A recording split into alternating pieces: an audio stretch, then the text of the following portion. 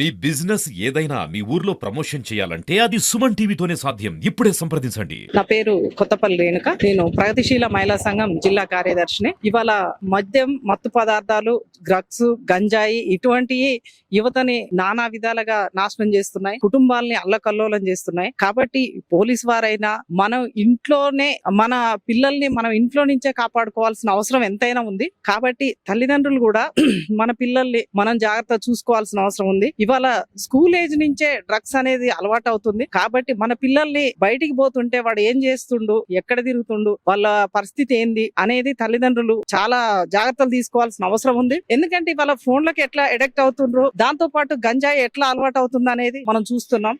ఇవాళ school age నుంచే పిల్లలు ఆగమట అనేది జరుగుతుంది. కాబట్టి పిల్లల్ని బయట సొసైటీని మనం అనే ముందు మన తల్లిదండ్రులు మన పిల్లల్ని మనం ఎంత జాగ్రత్తగా చూసుకుంటున్నాం అనేది కూడా ఇంపార్టెంట్ అయిన విషయం. కాబట్టి ఏదైనా కూడా పిల్లల్ని తల్లిదండ్రుల నుంచే జాగ్రత్తలు ముందు అవసరం అనేది నా అభిప్రాయం. ఎందుకంటే మనం పిల్లల్ని ఎంత బాగా పెంచితే పిల్లలు అట్లా తయారవుతారు. ముందు తల్లిదండ్రులే గురువులైనా ఏదైనా కూడా ముందు తల్లిదండ్రులు చూసే పిల్లలు నేర్చుకుంటారు. కాబట్టి మన పెంపకం ఎలా ఉందని చూసుకోవాల్సిన అవసరం తల్లిదండ్రులది కూడా ఎంతో ఉంటుంది. కాబట్టి ఇంట్లోనే ముందు పిల్లల్ని చాలా జాగ్రత్తగా చూసుకోవాలి. వాళ్ళు ఎటువైపు అడుగేస్తున్నారు, ఎలా వాళ్ళ సొసైటీలో ఎలా తిరుగుతున్నారు, వాళ్ళు ఏ బాధ్యతలో ఉన్నారు అనేది మనం ముందు కనిపెట్టుకుంటూ తల్లిదండ్రులు ఇంటర్ వరకు కూడా పిల్లల్ని తల్లిదండ్రులే జాగ్రత్తగా చూసుకోవాలి. ఆ తర్వాత మనం ఇంటర్ వరకు అయితే ఎలా చూసుకుంటామో వాళ్ళ బాధ్యత అనేది వాళ్ళకి తర్వాత అర్థమవుతుంది. కాబట్టి ముందు తల్లిదండ్రుల బాధ్యత సక్రమంగా ఉండాలి.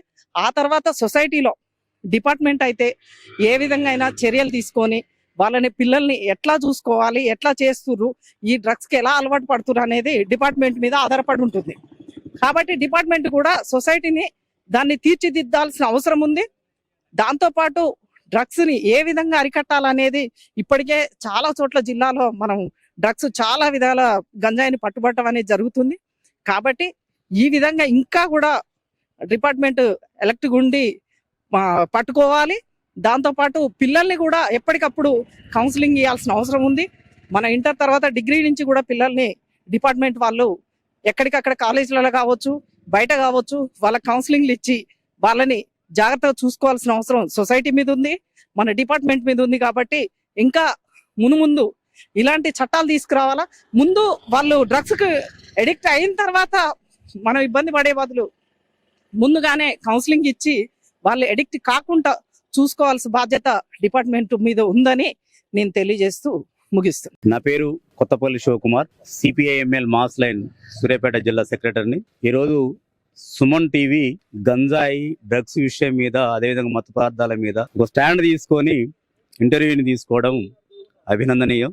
ముఖ్యంగా ప్రభుత్వానికి మా పార్టీ ద్వారా తెలియజేసేది ఒకటే, డ్రగ్స్ మూలాలతో సహా లేకుండా చేస్తేనే రేపటి యువత భవిష్యత్తు ఉంటది. ఇలా యువత మొత్తం కూడా డ్రగ్స్ కు బానిసలై తమ అమూల్యమైన జీవితాన్ని ఆగం చేసుకుంటా ఉన్నాయి. స్కూల్ స్థాయి నుంచే డ్రగ్స్ మొత్తం కూడా స్కూళ్లలోనే కేటాయించి అమ్ముతా ఉన్నారు. ముఖ్యంగా మెట్రోపాలిటన్ సిటీలో హైదరాబాద్ కావచ్చు, ఖమ్మం కావచ్చు, వరంగల్ కావచ్చు, ఇలాంటి సిటీల్లో డ్రగ్స్ విపరీతంగా ఉంది. ఒకప్పుడు అక్కడ ఉన్నటువంటి ఇప్పుడు పల్లెటూరులకు కూడా విస్తరించింది. పల్లెటూరులో కూడా యూత్ మొత్తం కూడా డ్రగ్స్ అలవాటు పడ్డారు, గంజాయికి అలవాటు పడ్డారు, తమ అమూల్యమైన జీవితాలని ఆగం చేసుకున్నారు. పబ్ కల్చర్ పెరిగింది ముఖ్యంగా టౌన్లలో. ఈ పబ్ కల్చర్ వల్ల దాన్ని చూసి యూత్ మొత్తం ఆగమైతా ఉన్నారు. ప్రభుత్వం వెంటనే పబ్బుల్ని మొత్తం కూడా నిషేధించి ఎక్కడైతే గంజాయి రవాణా జరుగుతుందో, ఎవరైతే సప్లై చేస్తారో వాళ్ళ పైన కఠిన చర్యలు, అంటే అవసరమైతే జీవితకాల శిక్షణ విధిస్తే యూత్ కొంత భయం వస్తుంది, దాని వైపు అడుగులేకుండా చేస్తారు. అదే విధంగా గంజాయి పండించేటువంటి వాళ్ళ మీద కూడా కఠినమైన చర్యలు తీసుకోవాలని చెప్పేసి ప్రభుత్వం డిమాండ్ చేస్తా ఉన్నాం. ఇలా చేయకపోతే రేపటి తెలంగాణ యువత మొత్తం కూడా పెడదారి బట్టి తెలంగాణ భవిష్యత్ ఆగమవుతుంది. ముఖ్యంగా టిఆర్ఎస్ ప్రభుత్వం వచ్చిన తర్వాతనే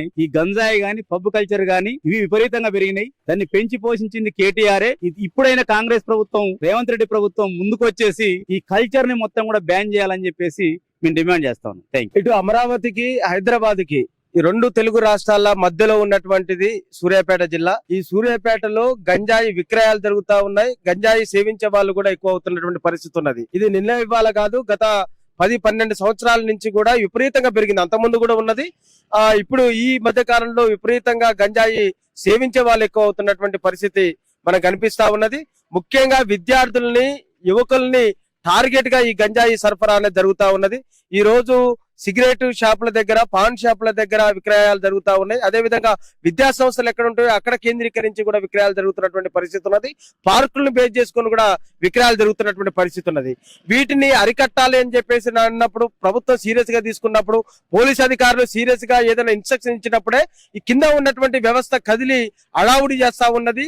కొంత మేరకు ఒక 2 క్వింటాలో 3 క్వింటాలో మీడియా ముందు పెట్టి మేము ఈ రోజు పట్టుకున్నాం గంజాయిని అని చెప్పి ఈరోజు ఫోటోలకు ప్రెస్ కి ఈ రోజు పరిమితం అవుతున్నారు తప్ప దాని మూలాలని ఈ రోజు తీసివేసి ఈ రోజు గంజాయిని పూర్తిగా నిర్మూలించేటటువంటి పద్ధతుల్లో కానీ, విద్యార్థులు యువత గంజాయికి బానిస కావడానికి కారణాలు ఏంటనేటటువంటి అన్వేషించే పద్ధతుల్లో ఈ రోజు యంత్రాంగం కానీ, పోలీస్ యంత్రాంగం కానీ, ఈ రోజు ఈ ప్రభుత్వం కానీ చూడనటువంటి పరిస్థితి ఉన్నది.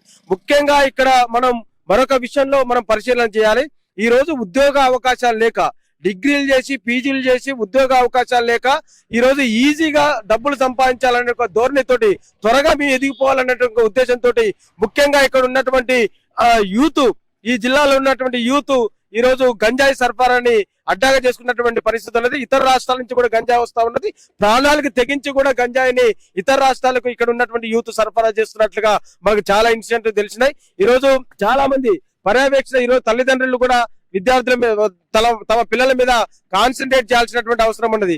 ఈ రోజు వారు సిగరెట్ కోసం వెళ్తూ ఉన్నారా, ఈ రోజు పాన్ షాపుల దగ్గరికి వెళ్తున్నప్పుడు కానీ ఇతరత్ర ఫ్రెండ్స్ తోటి తిరుగుతున్నటువంటి నేపథ్యంలో తల్లిదండ్రులు కూడా కాన్సన్ట్రేట్ చేయాలి. అదేవిధంగా పోలీసులు పెద్ద ఎత్తున నిఘా పెట్టాల్సినటువంటి అవసరం ఉన్నది. పోలీసులు ఈ రోజు వ్యాపారస్తులతోటి ములాఖైతే ఈ రానున్నటువంటి కాలంలో విద్యార్థులు, యువత పెడదారిని బట్టి దీనికి బానిసలుగా మారి చాలా పెద్ద ఎత్తున ఇబ్బందులు గురయ్యేటటువంటి అవకాశం ఉన్నది. కాబట్టి పోలీసు యంత్రాంగం సీరియస్ గా కాన్సన్ట్రేట్ చేయాలి. రేవంత్ రెడ్డి సర్కారు రాగానే చెప్పారు, మేము డ్రగ్స్ నిర్మూలన మీద కాన్సన్ట్రేట్ చేస్తామని చెప్పారు. ఇప్పటి వరకు కూడా కొంత ముందుగా ఆయన అధికారంలోకి వచ్చిన తర్వాత కొంత అడావుడి చేశారు తప్ప పూర్తి స్థాయిలో దాన్ని నిర్మూలించేటటువంటి పద్ధతిలో లేదు. మేము ఎస్ఎఫ్ఐ గా చాలా సెమినార్లు పెట్టాం, సదస్సులు పెట్టాం. విద్యార్థులను చైతన్యవంతం చేయడం కోసం అధికారులతోటి, అదే విధంగా సామాజిక వేత్తలతోటి అనేక రకాలుగా మెసేజ్లు ఇప్పిస్తా ఉన్నాం.